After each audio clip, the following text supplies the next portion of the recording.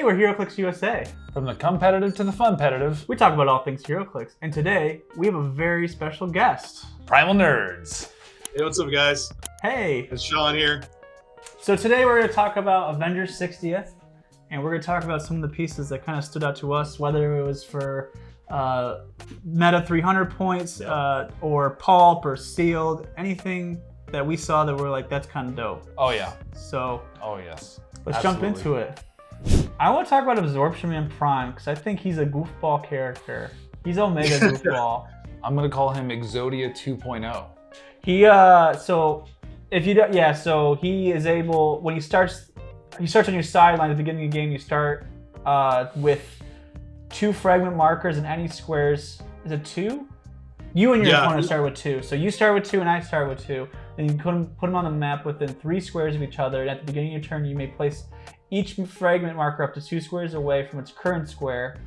And all characters have free place a fragment marker in this character square up to 2 squares away. If all 4 fragment markers are in the same square, remove them, and then you get to put in Absorption Man. And he is a beefy cake. Beef cake. He is. Here's my question on this. Are these considered objects, though? I don't think so. They're considered fragment markers. They're considered markers. I think they're the same as like Scarlet Witch's marker, so they're not technically terrain. Okay. Well, I was just wondering because I was thinking to myself, well, wouldn't a workaround be I run up to it and just pick it up? Yeah, but then you with your characters can move them away. Like you could go free, move 2 away, and you can move it away from the markers. So I think that's a counter to it. Okay, so you're not necessarily picking it up. You're just getting a free action to move it 2 squares. Yeah, place a fragment marker up to 2 squares away. So it has free move squares away, and then you can have someone else move it 2 squares as well. But if you I'm gonna be trying to get all my pieces together, and then while I'm doing that, you're gonna be like trying to like push them away. Push it away, yeah. So, and then when they all come together, they make the mighty Absorption Man. And the only thing about this Absorption Man that I have a problem with is that he has toughness on every dial. Yeah, he is. Yeah, you would think it would at least be like impervious or something else. He is able to choose a standard power when he's being attacked. That's right. Different. So yeah, you could actually choose like invincible, or impervious. So like super sensitive, shape change, you name it. Well, he already has shape change. Yep. If he's being attacked, that means that at the time of the attack, you can even choose. Let's say, oh, it's a ranged. Well, I'm gonna pick ESD. ESD. Yep. Oh, now you didn't hit me. I have a defensive 20 right now. Sorry. Oh, exactly. and I'm in cover 21. So it's at the beginning of your turn, you get to pick, and then when Absorbing Man is attacked. So yeah, at the beginning of your turn, poison. And when you're attacking me, okay, invincible. Yeah. It's just like he's super. He's very versatile. You technically get to pick 2 powers then. Yes. So you pick one during your turn, and then you pick one if he gets attacked. Yeah. So you at least one. And that lasts until your next turn, correct? This turn, so you can use the power this turn. Yeah, this turn. Yeah, that's unfortunate. But it's still really cool. Oh, absolutely. I don't know if we're gonna. I don't know. I really want to see what you can do with him. It'd be interesting to see. The worst thing about it is he's a prime slot, so. But he's super goofy. He is super goofy. He'd be fun for a goofball team. I love freaking goofball teams and goofball characters. That's true. Spider-Man, the super rare Spider-Man from the set is probably on the top of my want list, other than my other option. Mainly for the fact that as long as I have Avengers on my team, they all gain they all gain wild card or team player. Sorry. Which is great because that means they all get Spider-Man. Yep, the Spider-Man team ability, which is exactly what my meta team is needing desperately. I have so many things I have to do to just get that. Having a 25-point Spider-Man in its place frees up so much space. And you know what goes really good with that? What's that? what is it? Was it War of the Realms, Miles Morales that gives all Avengers super senses? Yes. Yep. Yes, sir. Now It they all sure have does. super duper senses. Sure does. And what's that? Hark? 4 through 6? I'll take it. Oh yeah. Yes. Oh yeah. It's just a good piece. But Oh, man. between that and the fact that he, you can give action tokens to your opponents. You can modify their attacks -2 and give them immobile, or give them immobile. So like you have so many options. I forgot. Yeah, he does all 3. Oh, So wow. you get to Really? choose one Yeah. after resolution. And I'm sorry, if I'm in a bind, you need to stay right there. Help, carry me away. Yeah.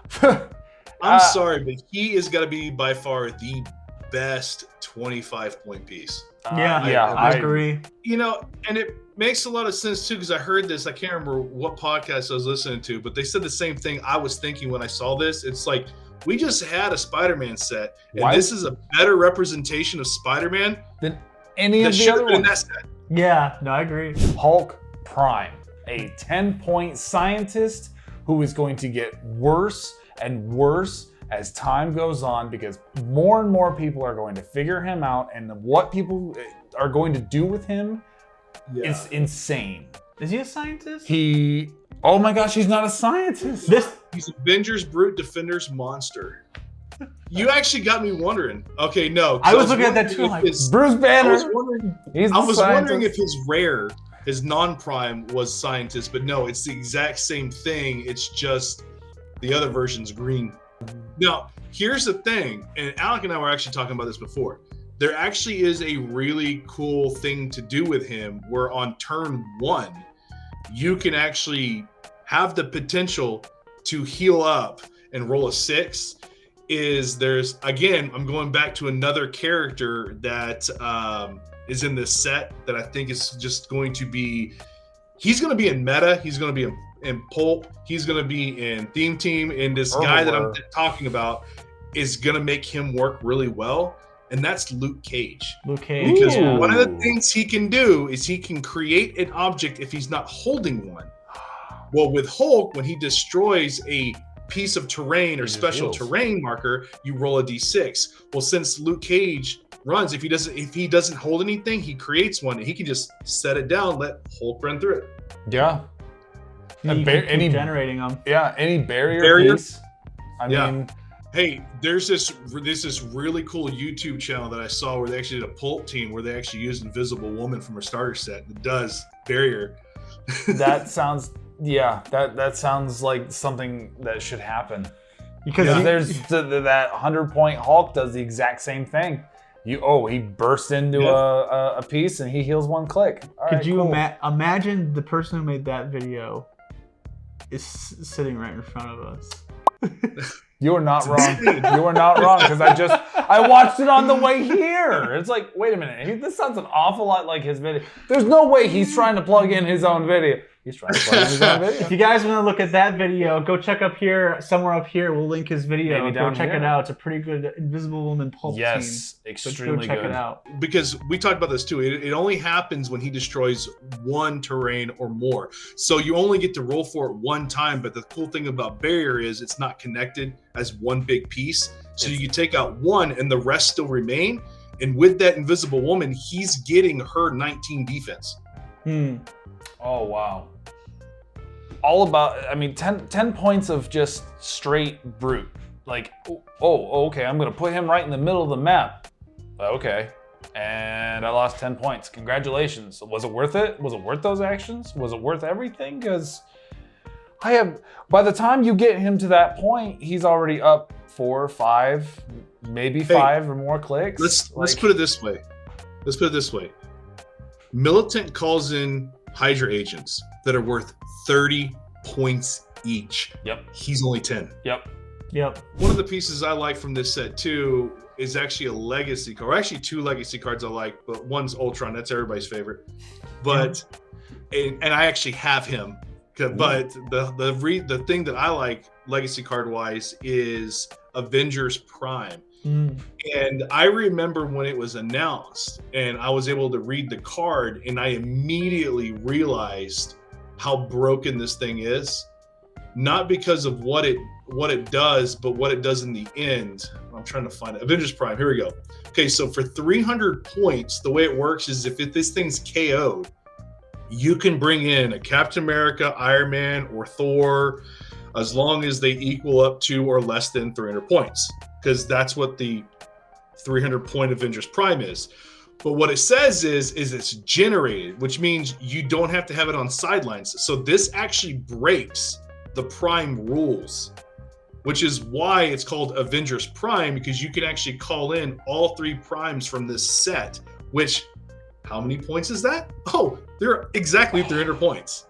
The fact that they did this, and they did it in a way where the primes can be used, is awesome. And I don't know if anybody noticed that at first, but when I saw it, I was like, wait a minute. They're not sidelined, they're generated. So right. You literally, it breaks the prime rules, so you can have more than 1 prime on your team. That just... Yeah, I mean, and this piece as a whole is very, very good because he has a free make an attack, sidestep, running shot. He's got a range of 8, target 3. He's a peanut base, so he's already taken up a lot of room on a smaller map. He does pen, energy explosion, precision strike, and quake, and then he has stop clicks that only activate once the first time it's revealed each turn, and then he can reduce penetrating damage on that click. And then he's got the Avengers team ability as well. Oh yeah, and that's just... And he's got Stark Industries, so he can call in War Machine. Yeah. Yeah, that's what I would do. Then you get a free little War Machine. So when it comes back to Absorber Man, you're trying to tell me you can actually technically play a 125 piece without paying 125 points. Yeah. But you just gotta play a little mini game in order to do it. You have to play the game inside the game, but as long as Avengers Prime can survive. I guess I didn't pay attention to that one. Yeah, he doesn't generate any click. He just click one. You could play this with Avengers Prime. Yeah. Oh, wait.